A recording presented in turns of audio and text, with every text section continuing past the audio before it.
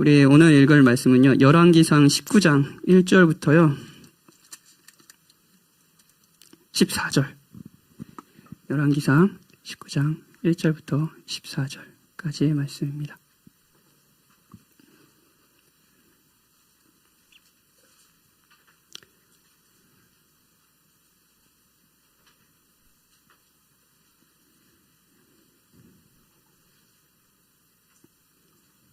우리 기니까요, 우리 한 절씩 교독하도록 합시다. 하나님의 말씀을 들으십시오. 아합이 엘리야가 행한 모든 일과 그가 어떻게 모든 선지자를 칼로 죽였는지를 이세벨에게 말하니,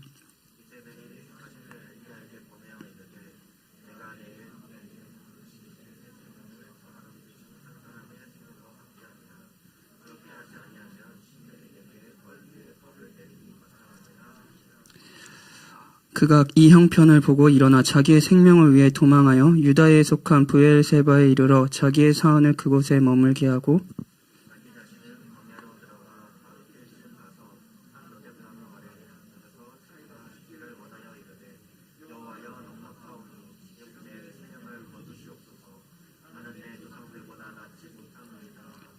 로덴나무 아래에 누워 자더니 천사가 그를 어루만지며 그에게 이르되 일어나서 먹으라 하는지라.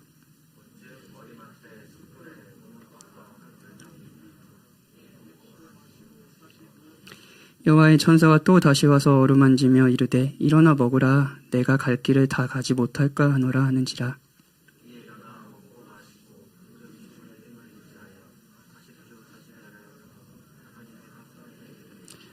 엘리야가 그곳에 굴에 들어가 거기서 머물더니 여호와의 말씀이 그에게 임하여 이르시되 엘리야야, 내가 어찌하여 여기 있느냐?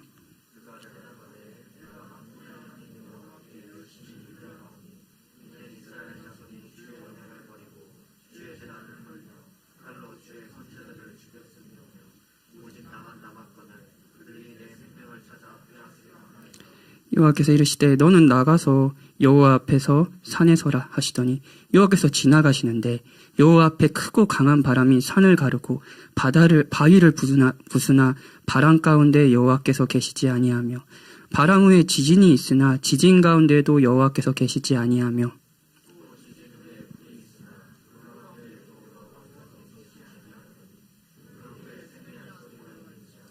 엘리야가 듣고 겉옷으로 얼굴을 가리고 나가 굴 어귀에 섬에 소리가 그에게 임하여 이르시되 엘리야야, 내가 어찌하여 여기 있느냐? 그가 이르하여 내가 만군의 하나님 여호와께 열심히 이별하오니 이는 이스라엘 자손이 주의 언약을 버리고 주의 제단을 헐며 칼로 주의 선지자를 죽였으며 오직 나만 남았거늘 그들이 내 생명을 찾아 빼앗으려 하나이다. 아멘. 오늘은 우리 소재야 형제가 찬양 인도를 하면서 말씀드렸듯이 소진이라는 주제로 여러분과 함께 생각해 보려고 합니다. 왜 이제 이 시점에 소진이라는 주제로 설교를 하냐? 목사님, 당신이 소진돼서 그러냐? 라고 묻는다면 아니라고 답을 못하겠습니다. 저는 염려를 하기 때문에 염려라는 주제로 설교를 하고 소진되기 때문에 소진이라는 주제로 설교를 하죠. 누구나 소진이 됩니다. 그렇죠? 특별히 한 해를 돌아보는 이제 연말의 시간, 이제 한 해가 다 지나갔잖아요. 제가 39이에요. 내년이면 이제 40이. 여러분. 그러면서 이제 한 해가 지나가면서 또 한 해를 돌아보면서 많은 분들이 소진되지는 않을까 이 시간에 그런 염려가 됩니다. 저도 한 해를 돌아보면서 한 해를 쫙 돌아보면 소진되기도 하고 다시 회복되기도 하고 소진되고 회복되고 이런 과정을 쭉 보냈던 것 같아요. 그리고 이것이 우리가 사람이라는 증거입니다. 이제 영적 침체에 이제 빠진 친구들이 저한테 와서 이런 질문을 자주 하곤 해요. 예전에 말씀을 듣고 읽을 때 참 제가 은혜도 있고 너무 좋았어요. 그런데 지금은 전혀 그렇지 않아요. 도대체 왜 그런 걸까요? 이런 질문을 하는 것 자체가 좋은 겁니다. 그렇죠, 여러분? 다양한 원인이 있죠. 다양한 답변도 해드릴 수 있을 것 같아요. 그런데 항상 제가 이렇게 서로 이제 청년들이든 우리 장년들이든 이 주제로 얘기를 하면서 꼭 하는 말이 있습니다. 뭐냐면요, 공통되게 하는 말이 있어요. 그게 뭐냐면 소진은 우리가 사람이라는 증거라는 거예요. 우리는 사람입니다. 그렇죠? 그래서 불같이 타오르다가 이내 얼음같이 식기도 하죠. 소진과 회복을 반복하죠. 이제 교역자를 포함해서 교회 여러 자리에서 섬기는 분들 중에 이제 분명히 소진된 분들이 계실 겁니다. 그리고 뭐 리더로 영혼들을 섬기고 사랑하는 것, 아니면 뭐 교회에서 일을 하지 않더라도 뭐 직장 생활을 하면서, 특별히 뭐 가정에서 또 뭐 연인 관계에서 누군가를 헌신적으로 사랑하면서 소진된 분들도 계실 거예요. 오늘 이 자리에 이 설교 시간을 통해서 우리 소진된 여러분이 회복과 위로의 시간이 되길 바랍니다. 오늘 설교가 소진된 모든 분들의 상황을 정확히 반영하는 건 아닐 겁니다. 뭐 우리는 정말 다양한 이유로 소진되잖아요. 아까 이제 우리 재하 형제도 처음 기도 이제 찬양을 하면서 처음 자신이 소진된 이유를 한번 찾아봤다 하면서 나 열심히 사는데 중요한 문제가 여전히 해결되지 않냐. 그 얘기 들으면서 우리 재하한테 중요한 문제는 뭘까? 이게 갑자기 궁금해졌는데 이제 재하는 나중에 얘기해보겠습니다. 해결되지 않을 때 참 열심히 사는데 그게 여전히 해결되지 않을 때 참 소진된다, 뭐 이런 얘기도 해줬고요. 여러분도 아마 다양한 원인으로 소진이 될 겁니다. 본문은 우리가 소진되는 여러 가지 이유 중에 한 가지 이유에 대해 다루고 있어요. 그리고 저는 개인적으로 바로 오늘 본문에서 다루는 이 이유 때문에 제가 소진되는 걸 많이 경험했습니다. 아마 여러분도 그렇지 않을까 생각합니다. 이제 세 가지 대지로 설교하겠습니다. 첫 번째, 우리는 왜 소진되는가? 두 번째, 소진된 우리를 하나님은 어떻게 대하시는가? 소진되지 않으시는 하나님에 대해 듣고요. 세 번째로 이 사랑을 우리 그리스도를 통해, 복음을 들으면서 그리스도를 통해 한번 확인해 보도록 하죠. 첫 번째입니다. 우리는 왜 소진되는가를 살펴보겠습니다. 본문 배경 시대는요, 아합이라는 왕이 북이스라엘을 다스리던 시대입니다. 아합, 많이 들어보셨죠? 본문에 앞서 16장 30절에는 아합을 이렇게 평가합니다. 그의 이전의 모든 사람보다 여호와 보시기에 악을 행했다라고 합니다. 북이스라엘은 악한 왕들이 많이 있었습니다. 그런데 그 악한 왕들 중에 최고예요. 가장 악한 왕으로 평가받는 왕이 아합이고요. 그 아합의 시대에 있습니다. 많은 왕들이 우상 숭배를 했어요. 근데 아합 정도는 아니었습니다. 아합은 자신의 아버지가 이제 오므리라는 이제 아버지인데요. 이제 그래서 오므리가 왕가예요. 근데 이제 오므리가 이제 새로운 나라의 중심지에 사마리아라는 도시를 이제 나라의 중심지로 삼았어요. 근데 거기에 바알의 신전을 만들었습니다. 최초예요. 나라의 중심지에 바알의 신전을 세워버렸어요. 이 아합이라는 왕이요. 그리고 이제 유명하죠. 시돈의 공주 이제 이세벨. 이세벨에 거의 정권을 주고 북이스라엘 전역이 바알과 아세라를 섬기게 하는 왕이 됐습니다. 이 열왕기 상하가 위에 분단 왕국의 역사를 쭉 그리거든요.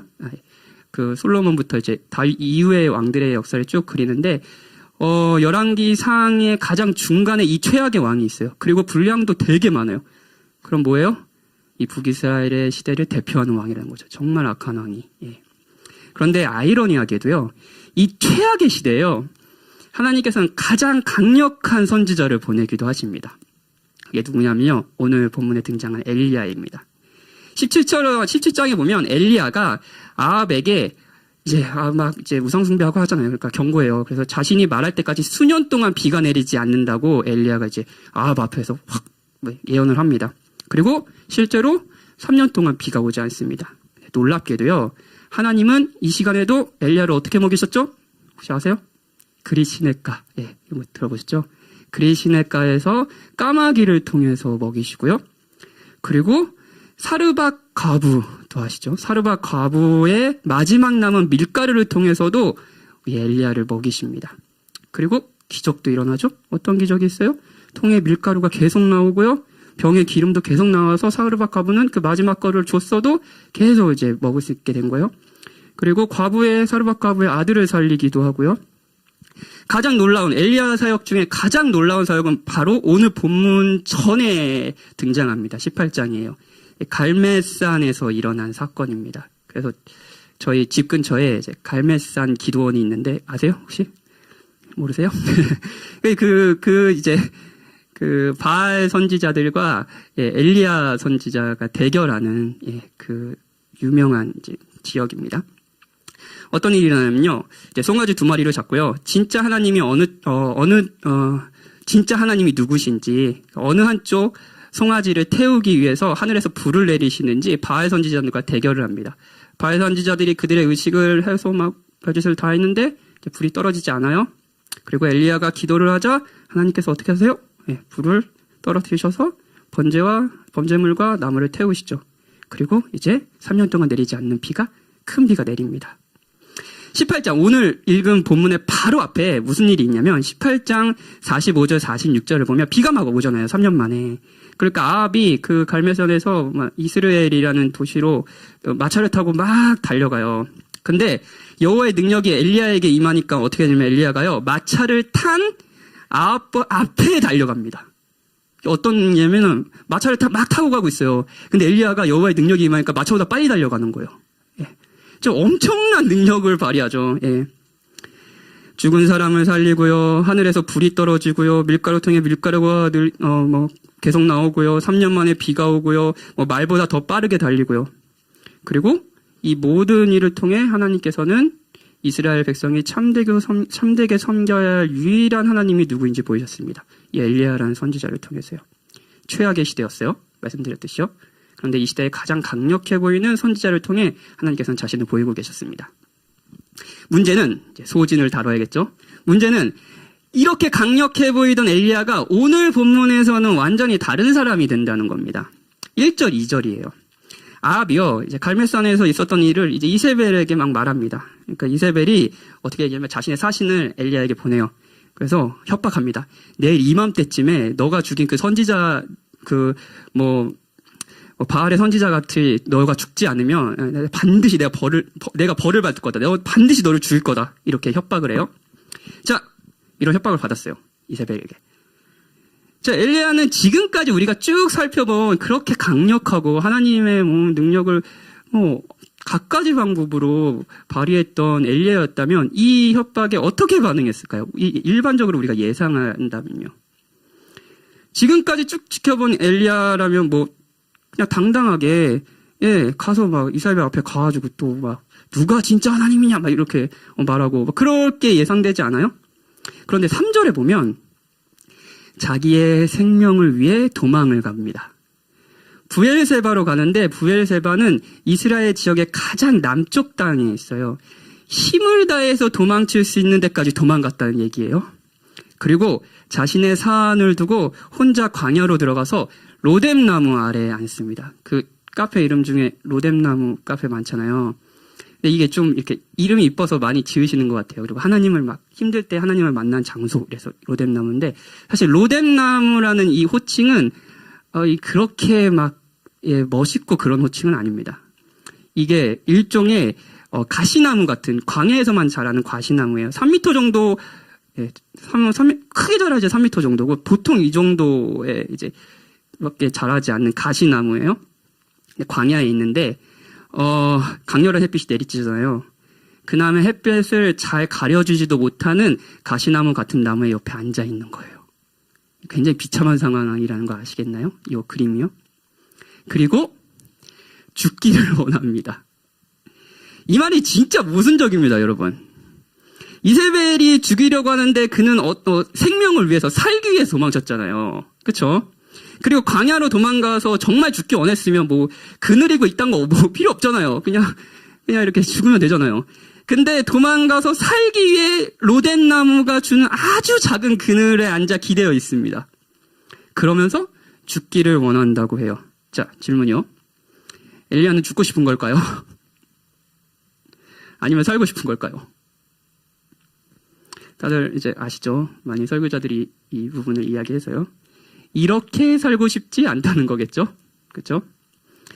엘리야의 이런 마음은 이어지는 말에 더 확실히 나타납니다. 여호와여 넉넉하오니 됐습니다.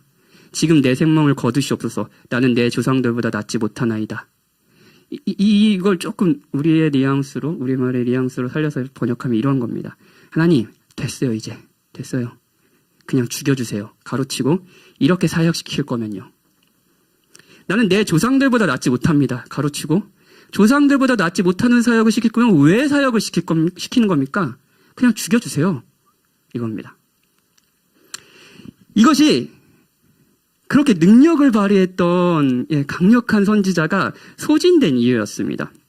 엘리야는 말씀드렸듯이 능력의 소진자였습니다. 그리고 하나님께서 그를 통해 많은 능력을 실제로 보이셨습니다. 그렇죠?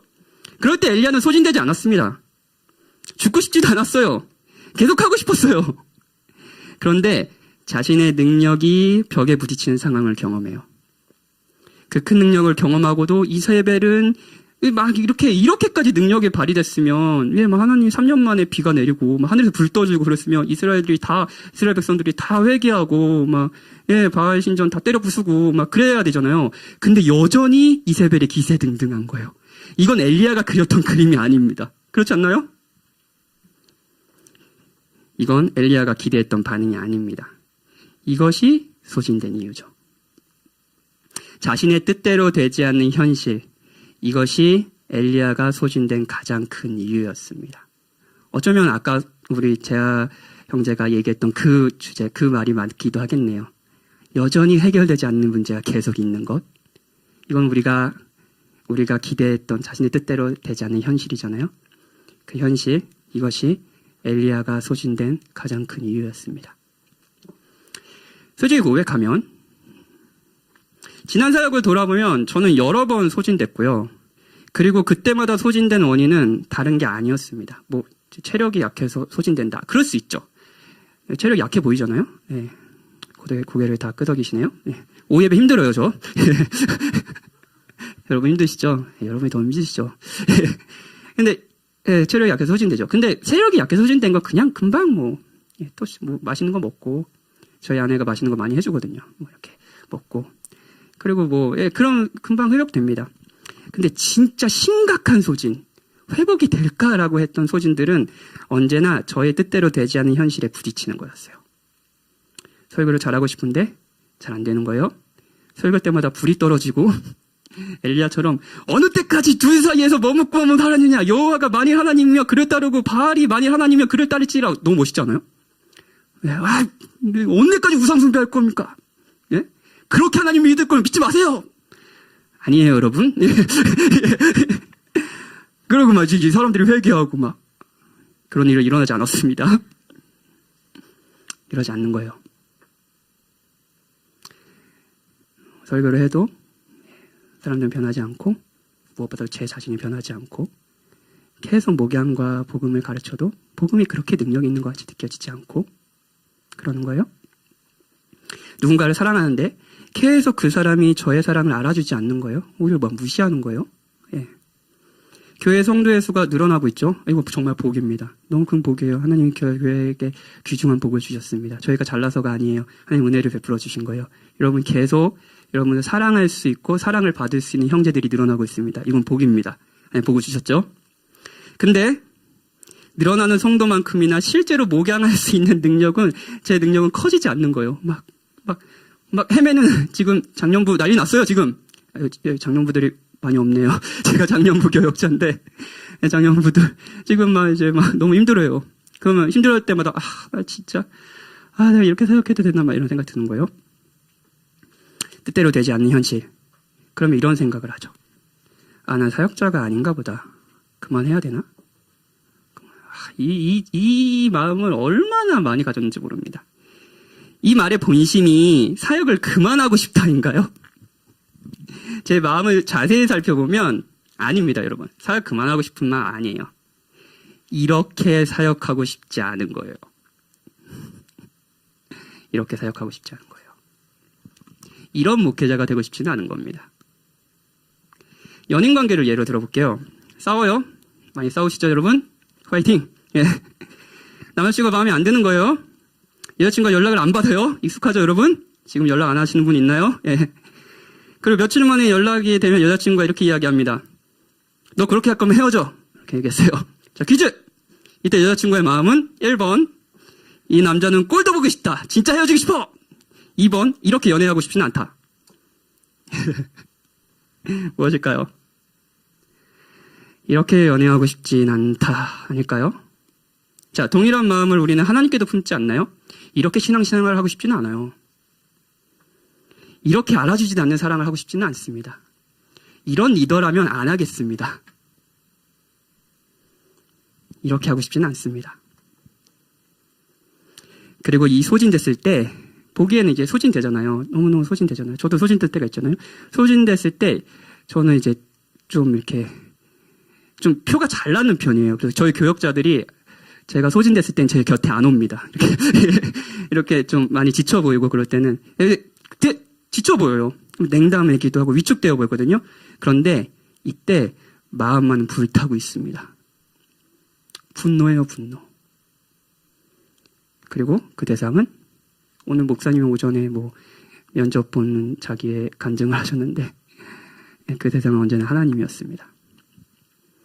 엘리야는 그랬고요. 그리고 저도 그랬습니다.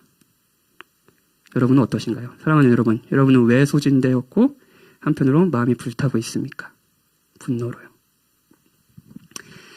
이렇게 소진되어 있고 한편으로 하나님께 화가 나 있는 엘리야에게 하나님은 어떻게 하실까요? 5절에 광야 한가운데 햇빛을 가려주지도 못하는 로뎀나무에 있는 엘리야를 천사가 찾아옵니다. 근데 이 천사라고 번역한 단어는 사실 2절에서 이세벨이 보낸 사신 있잖아요. 사신, 메신저. 이제 사신이라는 단어와 같은 단어입니다. 그러니까 일부러 같은 단어를 쓴 거예요. 이세벨은 엘리야를 죽이러 자기의 사신을 보내지만 소진된 엘리야를 살리시려고 하나님은 자신의 사신 천사를 보내는 거예요. 자, 천사가 한 일이 뭐죠? 천사가 한 일? 떡과 물을 주는 거였죠? 다시 먹이는 거였죠? 이게 먹이는 게 왜 중요하지? 이런 생각 해보셨어요? 근데 이거 굉장히 상징적인 의미가 있습니다. 어떤 상징적인 의미냐면요. 자, 엘리야가 아까 아합 앞에 이렇게 죄를 범하니까 아합 앞에 가서 뭐라 그랬어요? 이 수년간 이제 비가 안 올 거다라고 얘기했잖아요. 그래서 하나님을 신뢰해서 되게 진짜 나라의 가장 큰 권력자 앞에 당당하게 얘기한 거 아니에요. 그때 하나님은 굉장히 신뢰했겠죠. 근데 그거 신뢰할 때 하나님께서 엘리야를 어떻게 하셨냐면은 까마귀와 가난한 과부를 통해 먹이셨어요. 그쵸? 맞죠? 그런 하나님께서 자신에게 화가 나 있는, 그래서 이제 그만할 거예요, 이렇게 시킬 거면 그냥 죽여주세요 라고 말하는 엘리야에게 하신 일은 동일하게 먹이시는 거예요. 하나님은 엘리야가 순종할 때도 먹이셨고요, 불순종할 때도 먹이셨습니다. 엘리야가 하나님을 향해 뜨거운 열정을 가졌을 때도 먹이셨고요, 소진되어 냉담하게 한편으로 분노하며 하나님을 볼 때도 먹이셨습니다. 사랑하는 여러분, 엘리야는 소진되었지만 하나님은 소진되지 않으셨어요. 소진되는 것이 엘리야 그리고 우리가 사람이라는 증거라 그랬죠, 처음에요. 그렇다면 하나님께서 소진은 되지 않는다는 것은 그분이 하나님이시라는 증거입니다. 엘리야는 그렇게 큰 능력을 보고도 변하지 않는 현실, 이스라엘 백성들이 여전히 바알을 섬기고 이세벨은 기세등등한 그 현실이요, 이 현실에 대해 절망하고 소진됐다 그랬죠. 이것이 엘리야가 소진된 이유라면 하나님은 정말로 소진될 만하셨습니다. 왜냐하면 무엇보다 엘리야에게 소진될 만했어요. 누구보다 하나님이 살아계시다는 것을 가장 강력하게 경험한 사람이 누구냐면 바로 엘리야예요. 근데 엘리야가 자신의 뜻대로 현실이 풀리지 않자 화를 내는 거예요. 하나님은 야 됐어 야 그만해, 그래 너 말대로 그만해 라고 하실 만하지 않았나요? 그런데 하나님은 이때도 엘리야를 찾아가서 계속 먹이고 계세요. 엘리야는 천사가 와서 떡과 물을 주고 먹고 마시고 어떡하냐면요, 다시 누워요. 굉장히 많이 돌아졌어요. 그렇죠? 그리고 7절에 천사가 또 옵니다. 그리고 또 힘내서 먹으라고 해요. 그렇게 해서 8절에 40주야를 가서 하나님의 산 호렙산에 이릅니다. 40주야는 이제 일종의 이스라엘 백성이 광야에 40년을 이제 가고 호렙, 그 광야 생활을 뜻하겠죠. 그리고 이제 호렙이라는 아주 중요한 이스라엘 역사서에서도 중요한 산에 이릅니다. 이 산은 굉장히 중요해요. 일단 모세가 처음 하나님의 부르심을 받은 곳이고요, 하나님께서 이스라엘 백성과 언약을 세운 곳 시내산이 바로 이곳입니다. 그리고 이곳에서 하나님은 자신의 영광을 모세에게 보여주셨어요. 하나님의 영광과 임재의 상징인 곳에 왔어요. 그런데 하나님은 엘리야에게 물으십니다. 여기 왔어요. 물으시는데 9절과 13절에서 반복해서 이렇게 물으세요. 내가 어찌하여 여기 있느냐 라고 하세요. 그러니까 사실은 이게 이제 하나님의 뜻대로 호렙산에 온 게 아니라 거의 이제 막 원망과 이런 거에 서투야죠. 그래, 하나님의 영광과 임재를 뜻한 그곳에라도 한번 가봐서 하나님께 따져보자. 뭐 이런 마음이겠죠. 호렙산에 왔어요. 10절에서 여전히 화가 나 있는 내가 어찌해서 여기 있느냐라고 물으시니까 화가 나 있는 엘리야가 이런 식으로 답합니다. 만군의 하나님 여호와께 대한 저의 열정이 특별합니다. 유별합니다. 저는 정말 특별해요. 이스라엘은 주의 언약을 버리고 주의 제단을 헐며 주의 선지자들을 죽였어요. 이제 저 하나 남았다고요. 그런데 저마저 죽이려고요. 당신에 대한 마음이 특별한 저를요. 이제 거의 화가 나 있는 마음의 상태가 보이죠? 그러자 11절에서 엘리야 앞에 엄청난 광경이 펼쳐집니다. 크고 강한 바람이 산을 가르고요. 바위를 부숩니다. 강한 바람이 와서 산을 가르고요. 막 바위를 부숴요. 지진도 나요. 그 지진 후에는 막 불도 나타납니다. 자, 바람, 지진, 불, 이건 일반적으로 구약 성경에서 하나님의 임재를 보여주는 자연현상이에요. 그런데 중요한 게 있어요. 바람이 불고 지진이 나고 불이 나도 하나님은 계시지 않았다는 거예요. 그리고 12절에서 불이 난 후에 세미한 소리가 있습니다. 세미한 소리. 세미한 소리라고 번역한 단어는 어떤 거냐면요. 어떤 뉘앙스냐면요. 가느다란 속삭임 같은 거예요. 여러분 좀 목소리 작은 사람들 보면 이제 사람들 많이 있으면 이제 얘기하면은 그 사람 목소리 안 들려가지고 막 이렇게 막 들어야 되는 목소리 작은 사람들 있잖아요. 그런 목소리입니다. 세밀하고 가늘한 소리. 정말로 가만히 귀를 기울여야 들을 수 있는 소리인 거예요. 자, 여러분. 일반적으로 하나님의 임재를 뜻한 자연현상들이 강력하게 일어났습니다. 그런데 그 현상 가운데는 하나님이 계시지 않았어요. 오히려 정말로 집중해서 귀를 기울여야 들을 수 있는 작은 속삭임에 하나님께서 나타나셨습니다. 이것이 무엇을 의미하는 걸까요? 엘리야는 아까 말씀드린 대로 모세 이후에 누구보다 하나님의 강력한 임재를 경험한 사람이었습니다. 그리고 그런 강력한 임재 가운데 하나님이 계셨죠? 그런데 그곳에만 하나님이 계셨던 것은 아닙니다. 하나님이 계시지 않을 것 같은 현실. 그래서 집중해서 귀를 기울여야 들을 수 있는 그 시간에도 하나님은 여전히 엘리야를 통해 일하고 계셨어요. 하나님은 갈멜산에서 불이 떨어질 때만 계신 건 아니었습니다. 이세벨이 여전히 기세등등하여 엘리야를 죽이려 할 때 엘리야가 전혀 뜻하지 않는 그 현실에도 계셨습니다. 그 시간에 하나님의 임재를 알기란 사실 쉽지 않잖아요. 그렇죠? 가만히 귀를 그냥 뭐랄까요? 큰 바람이 확 불면 누구라도 딱 인정할 수 있게 하나님이 진짜 살아계시구나. 갈멜산 산커처럼. 그럼 하나님이 살아계시는 거 누구나 다 알 수 있잖아요. 근데 이세벨이 그냥 기세등등하는 길에서 정말 하나님이 살아계시고 여전히 이스라엘 백성을 돌보고 계시는지에 대한 그 뜻을 아는 거는 정말로 가느다란 속삭임 같은 거였습니다. 그래서 하나님의 임재를 알기는 어려웠어요. 가만히 기울여야 들을 수 있는 소리 같았어요. 엘리야는 자기가 기대했던 대로 호렙산에서 바람과 지진과 불과 함께 임재하는 하나님의 영과 성공을 본 것은 아닙니다. 속삭임같이 임재하시는 하나님을 봤습니다. 그리고 자신의 자리로 돌아갔죠. 하나님은 그에게 왕을 세우시라고 하고요. 후계자인 엘리야를 세우라고 하고요. 뿐만 아니라 이스라엘의 바알에게 무릎 꿇지 않는 7,000명을 남기신다고 말씀하세요. 엘리야는 지쳐 있었지만 자신이 인정하지 않는 너무 힘든 그 현실 가운데서 여전히 하나님이 일하고 계신다는 것을 확신하고요. 다시 자신의 자리로 돌아갔습니다. 엘리야가 소진된 이유가 자신의 뜻대로 되지 않은 현실이라면 회복된 이유는 그 현실에서도 여전히 일하시는 신실하신 하나님을 알게 됐을 때였어요. 하나님의 임재는 강력한 능력으로도 나타나지만 가만히 마음을 집중해야 헤아릴 수 있는 상황, 이를테면 고난과 어려움의 시기에도 나타나는 것을 엘리야는 알게 됐고요. 자신의 자리로 돌아갔습니다. 하나님을 신뢰하며 사랑하는 자리로 돌아갔습니다. 여러분을 소진되게 하는, 지치게 하는 현실은 무엇입니까? 여러분 이 연말의 시간, 한 해를 돌아보면서 왜 지쳐 있나요? 아까 계속 우리 재하 형제 멘트가 생각이 나서 풀리지 않는 그건 뭡니까? 열심히 신앙생활도 하고 경건하게 영혼들을 잘 섬기고 그런 것 같은데 풀리지 않는 그건 뭔가요? 그 시간에 하나님의 임재를 확인하는 거 불이 떨어질 때 막 복음의 능력이 일어나고 막 내 마음이 막 불타고 막 이럴 때만큼 하나님의 임재를 알아차리는 거 쉽지 않습니다, 여러분. 그리고 여러분 그런 현실에 있나요? 저에게 사역의 열매가 엄청나게 열리는 시간보다 사역의 열매가 전혀 없는 감과 같은 힘들기만 한 시간에 하나님의 임재를 확인하기란 쉬운 것이 아닙니다. 그러나 그때에도 세미한 음성이 있습니다. 마음을 집중해야만 다른 모든 소리에 귀를 닫고 하다못해 우리 마음속에 나오는 그 소리에도 귀를 닫고 집중해야 할 속삭임이 있어요.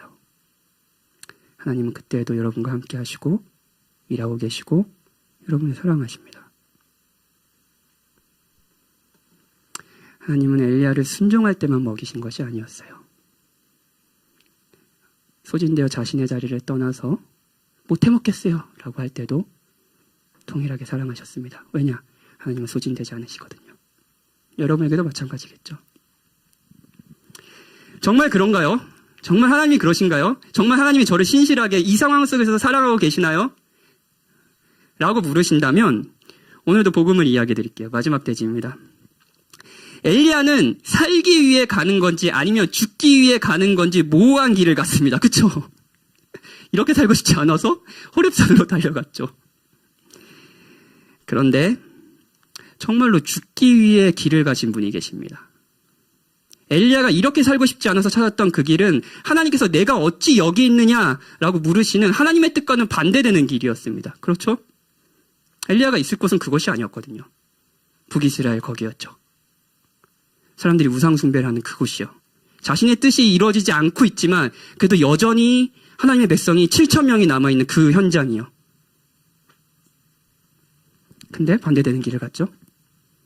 하나님은 엘리야가 죽길 원하지 않으셨습니다. 그런데 그리스도가 가신 길은 하나님의 뜻에 맞는 바로 그 길이었습니다. 하나님은 그리스도가 죽길 바라셨습니다. 이것이 죄인인 우리에게 보이시는 하나님의 신실하신 사랑입니다. 그리고 그리스도가 엘리야보다 우월한 그리고 마땅히 우리가 따라야 될 우리의 그리스도이신 이유죠. 엘리야는 정말 큰 능력 가운데 하나님의 임재를 경험했다고 말씀드렸어요. 사르밧 과부의 아들들을 살렸고요. 그 과부의 밀가루 통에 밀가루가 마르지 않게 하셨습니다. 하늘에선 불이 떨어졌어요. 그리고 사람들은 엘리야를 통해 하나님만이 정말 하나님이시라는 것을 보게 됐죠. 그리스도의 사역에서도 여러 기적이 일어났습니다. 엘리야와 같이 나인성 과부의 아들을 살리셨고요. 떡 5개와 물고기 2마리로 성인 남성 5,000명을 먹였습니다. 사람들은 이 기적을 통해 여호와가 하나님이시다는 사실을 알게 됐고요. 그를 엘리야라고 부르기도 했습니다. 그런데 그는 단순히 엘리야가 아니었어요. 그리스도께서 하나님의 임재를 가장 강력하게 보이신 순간은 사실 오병이어의 기적도 죽은 자를 살린 그 시간도 아닙니다. 그건 한편으로 세미한 음성과 같았습니다. 귀를 기울여야 들을 수 있는 작은 속삭임요.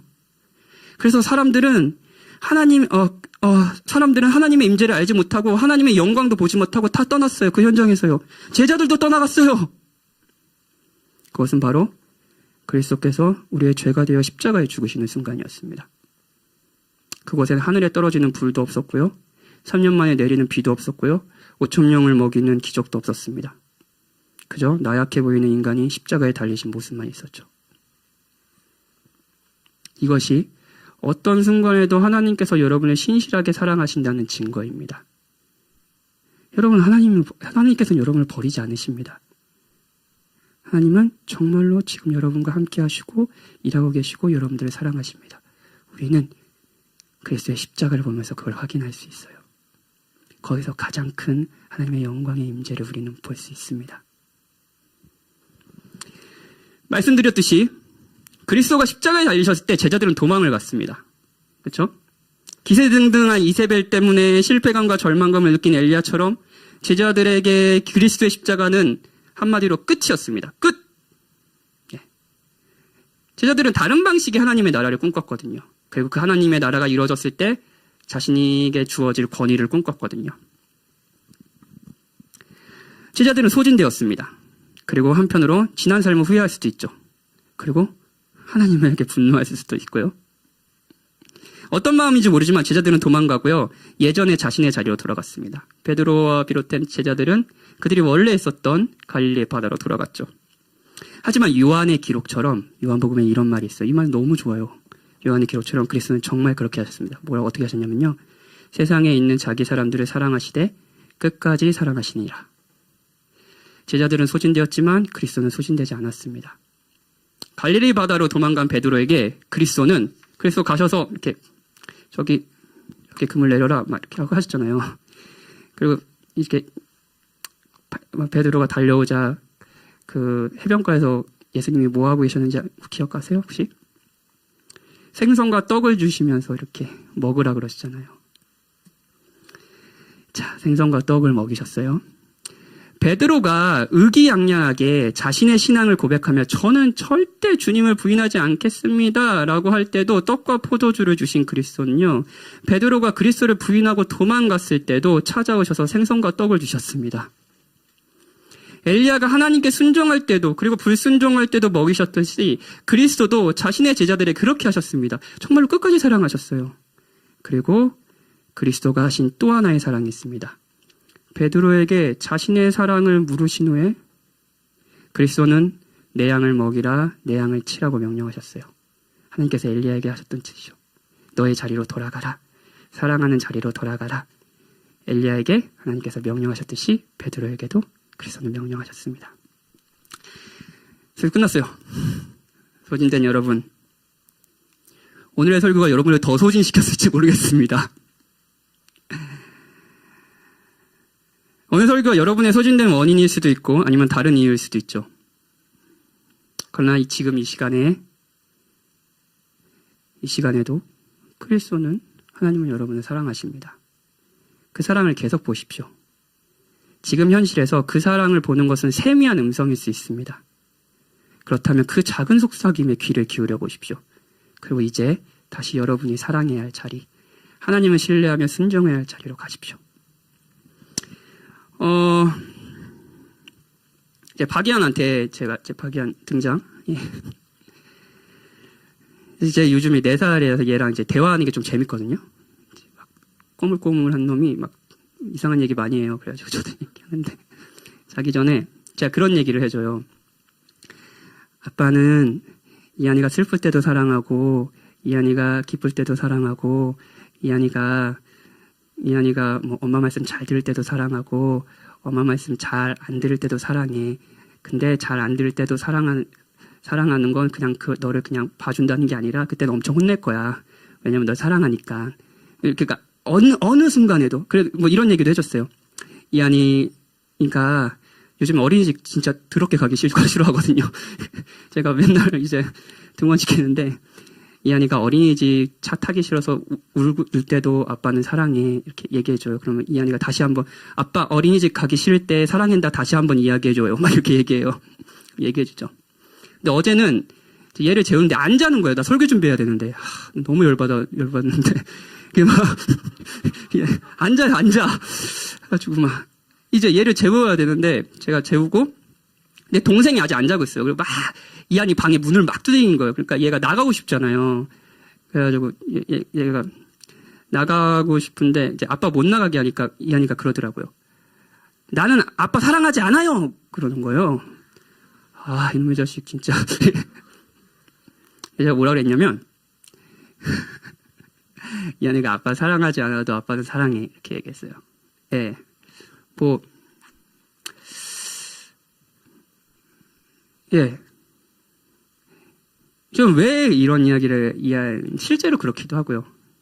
왜 이런 이야기를 했냐면요. 우리가 하나님께 그리스도 안에서 우리가 받는 사랑이 바로 이러하기 때문입니다.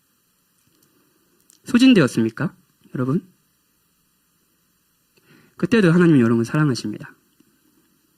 그때도 하나님은 여러분들을 먹이십니다. 하나님의 음성이 들리지 않으시나요? 하나님이 정말 살아계시지 않다고 생각이 들고 이런 상황이 있으면 뭐 도저히 뭐 하나님 살아계신 게 나한테 무슨 의미가 있어요? 라고 하나님 싫어요 라고 말씀하시나요? 그때도 하나님은 여러분 사랑하십니다. 왜냐하면 그분에 향한 신실한 사랑이 우리의 행동과 우리의 자격에 있지 않기 때문입니다. 그렇다면 우리에게 희망은 없죠. 우리 재하 형제를 다시 멘트를 해서 재하 형제는 이런 얘기를 했어요.